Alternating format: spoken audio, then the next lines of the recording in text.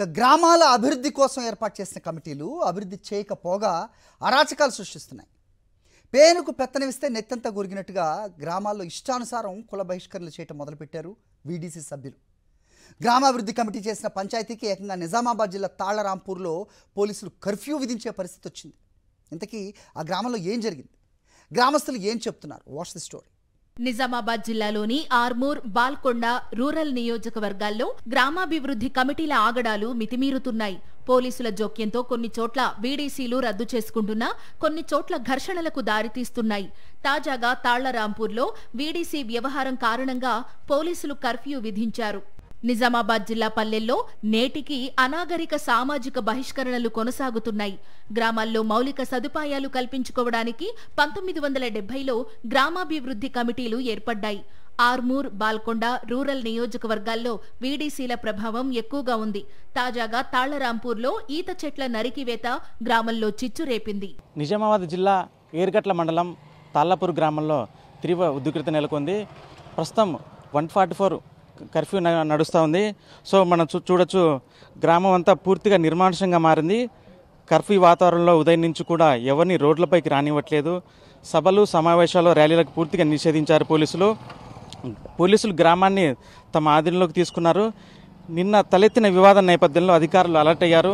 So గ్రామంలో వీడీసీలకు గౌడ కులస్తులకు మధ్య నెలకొన్న వివాదం, ఈ చెట్ల వివాదం మరోసారి ముదిరిందని చెప్పొచ్చు.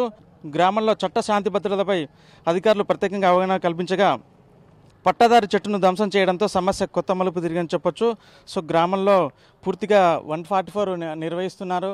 144 సెక్షన్ నడుస్తూ ఉంది.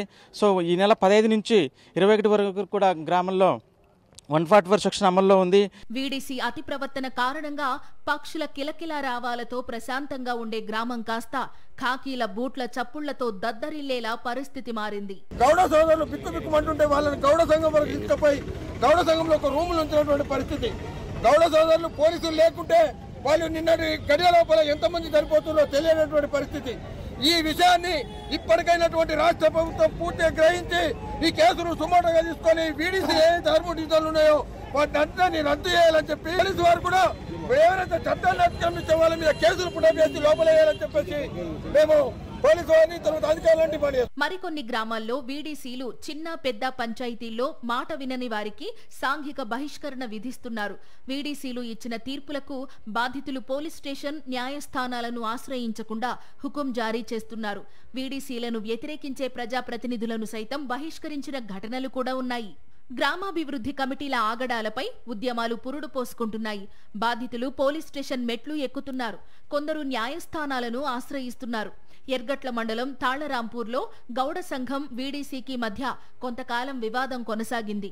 గీత కార్మిక కుటుంబాలను వీడీసీ సాంఘిక బహిష్కరణ చేసింది.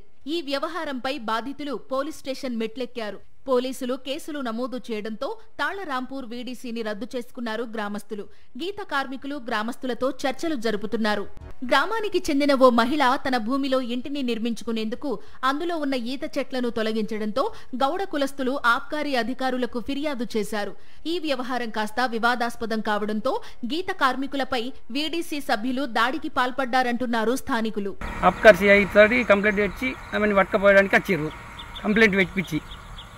కానీ ఆప్కర్సీ ఏం చేసిండు, ఆయన పోయి ఆయన రావాలి కదా, లేడీ కానిస్టేబుల్ అని తీసుకొని ఆయన రాలేదు.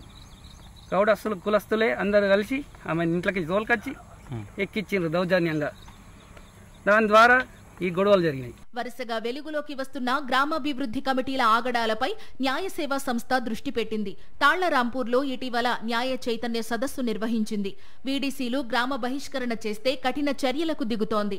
బాధితుల నుంచి ఫిర్యాదులు స్వీకరించి పోలీస్, రెవెన్యూ శాఖల సమన్వయంతో వీడీసీలపై చర్యలకు ఆదేశిస్తున్నా వీడీసీ సభ్యుల్లో మాత్రం మార్పు రావడం లేదంటున్నారు గ్రామస్తులు.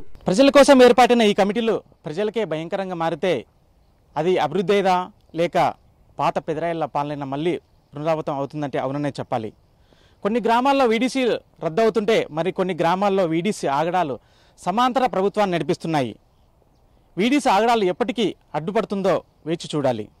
కెమెరామెన్ సాయితో కిరణ్, సాక్షి టీవీ, తాళ్లరాంపూర్ నుండి.